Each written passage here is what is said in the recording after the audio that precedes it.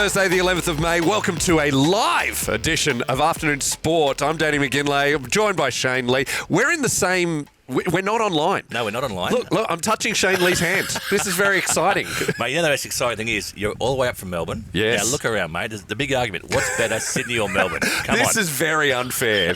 You've brought me to the Mosman Rowers Club. We're looking at billion-dollar yachts all around me. The sun is shining. It's beautiful. This is like the equivalent of me taking you to the MCG on Boxing Day and saying, yeah, hey, what's better, mate? What's better? So next week we'll be in Frankston.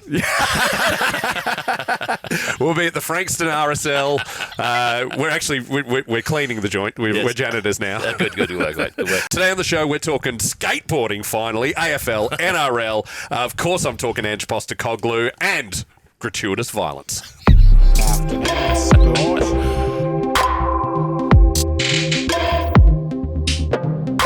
All right, Shane, you know I'm here to talk about Ange Postecoglou. He's one win away from the treble.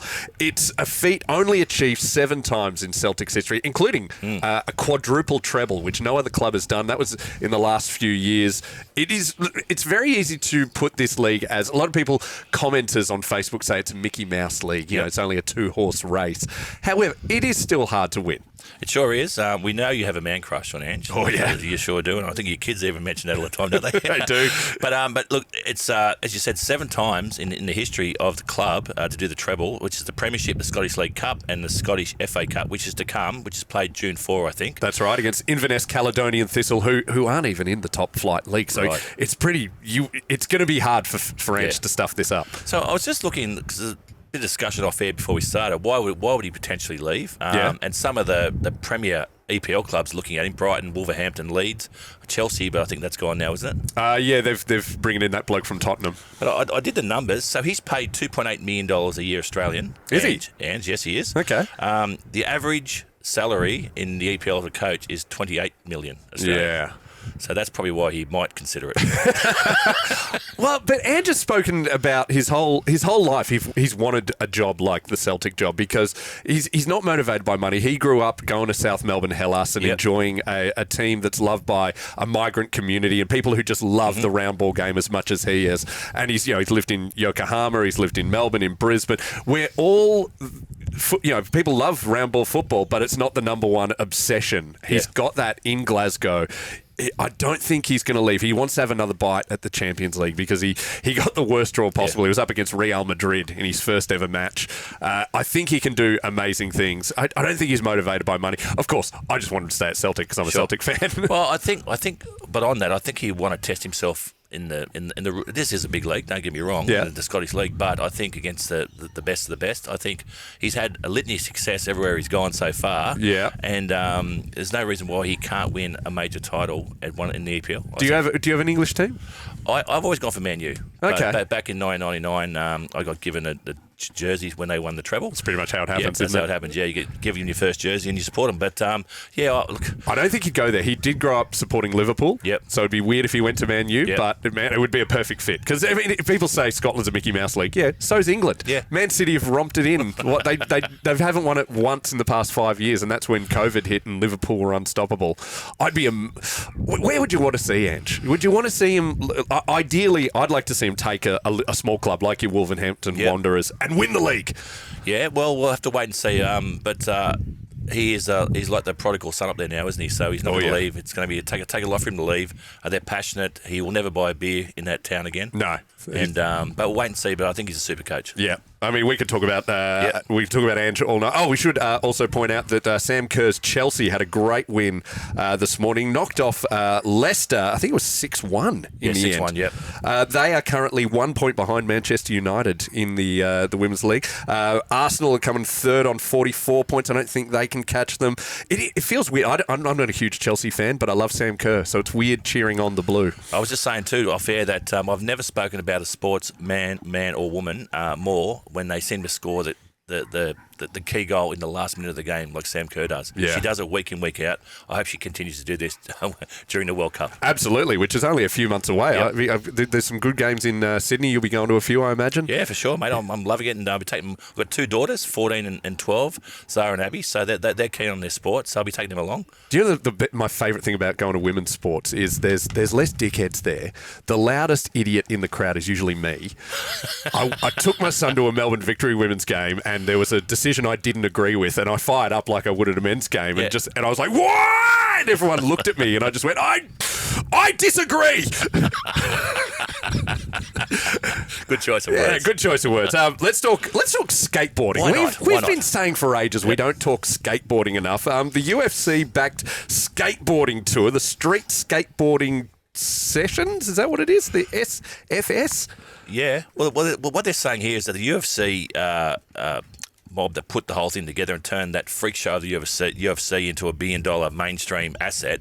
They used to call it human cockfighting. Yeah. But now they're going to use the same playbook to grow skateboarding. Now, there's a couple of big differences to me. That the UFC, whilst it is, they have a lot of fans there and a lot of underground sort of fans that are now mainstream, there is real violence. Yes. And then people could die. You don't quite get that in skateboarding. No. I remember skateboarding used to get quite big because of the video game, the Tony Hawk video game. Yep. But I remember all my mates used to do is see how badly we could injure him.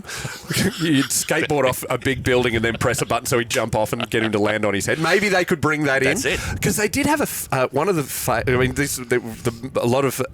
UFC has this great fan base, and they've marketed it very well. Something they tried was the slap league. Did you ever see this? Yeah, I did see where you twat someone across the head. You just take turns slapping each other across the face. It was the dumbest thing I've ever seen. Call me old-fashioned, but I'm out. Yeah. But maybe they could do that with the skateboarding. And there's a bit of controversy because they're using an alternative to YouTube, which has a lot of right-wing media so like Donald Trump, conspiracy, QAnon lot.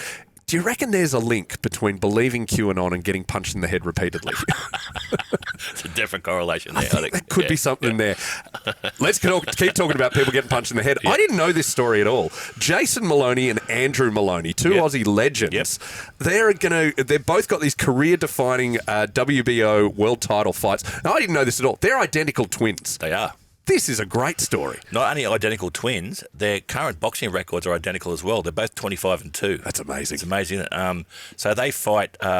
Jason fights first, May 14. That's against Vincent Astroblo in Stockholm in the bantamweight.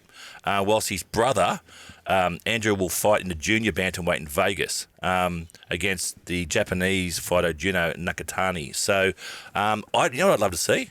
What? These two go against each other. Yeah, brother versus brother. And the fight doesn't have an umpire, referee. It has their mum, who just comes in and separates them by the ears. I told you to stop that. That would be one of the most viewed fights of all time. Oh, absolutely. Brother versus brother. I used to play junior footy against proper identical twins. Right. And it took me 3 times before I realised it wasn't the same bloke who was really fast. Genuinely, they were so... And I remember one time, because I became mates with them, there was one time... so one was a lot slower than the other? No, they were both ridiculously talented. Yeah. One time I was out at a nightclub with them, and one got into a blue, and actually no, they got into a blue against each other. That's right. And the security guard went to separate them, and then they both turned on the security guards. But I remember the look on the security guard's face. He's gone, "Hey, you stop! Oh my God, you're the same person." Well, I remember playing a lot of cricket with the War brothers, and and they're very different, and they still are, and they would not necessarily talk to each other that much because they said they roomed together for like 20 years prior to cricket. But if anyone ever said something mean to the other one, they'd pipe up and support each other big time. Did you ever play against Dean War? I did, mate. He's the funniest War by a long way. Oh, really? Yeah, hilarious. There's plenty of stories I probably going to tell you off air, but he's a very, very funny man, Dean. Well, let's take a break there. Coming up, we've got AFL, NRL, and so much more. Afternoon Sport.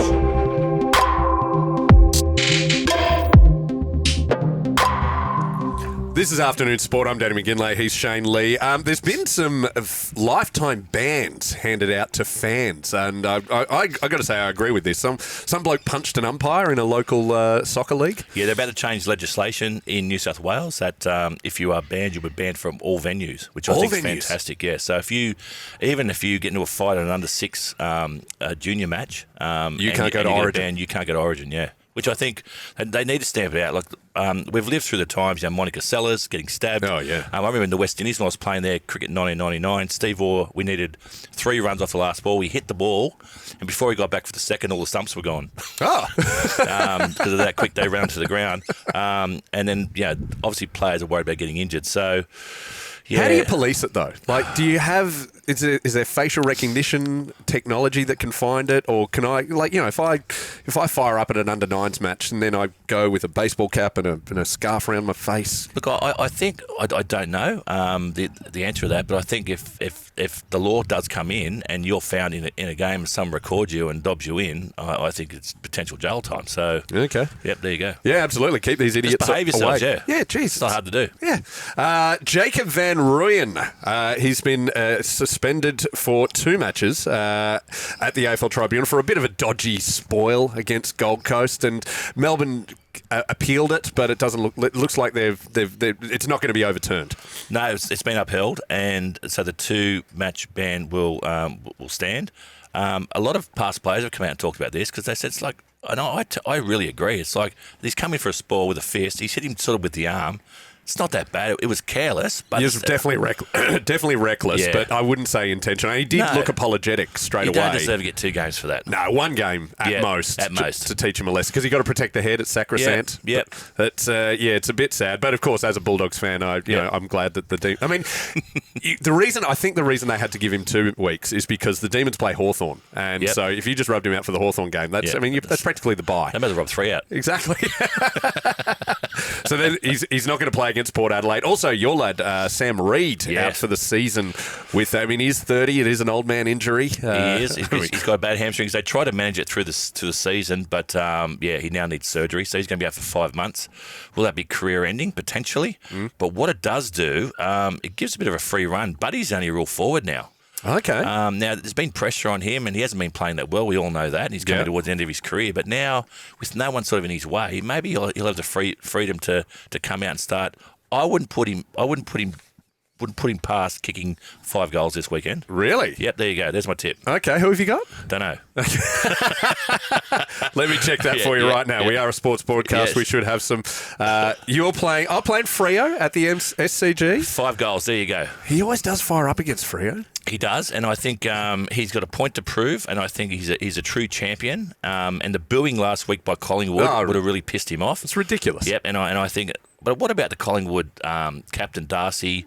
Darcy Moore. Darcy Moore, the coach, and the CEO coming out and saying to the Collingwood supporters, you don't boo a champion. I thought, who are Collingwood these days? They're a nice bunch of guys. Oh, they have ruined their brand with with exciting football, having a coach that you actually enjoy. Yep. You're supposed to be the villains. A captain that can string a sentence together. What is going on? I know. Oh, they're class acts. I like them. Yeah, I really enjoy watching Collingwood play. I'm very grateful that Channel 7 often then put it on their fans, the camera on their fans. I remember, I hate you idiots. You're good villains, Collingwood fans, never change. But just on Buddy, you say he's having an off season. I've noticed what happens with those older players. They do a lot of awesome things off the ball. Yeah. So he's shepherding at the right time. He's creating space, absorbing defence. Buddy, stick around. Yes and no. I think they're getting a lot of inside 50s during the season and not converting any. So he's just not quite as quick off the mark. His lead's not as good.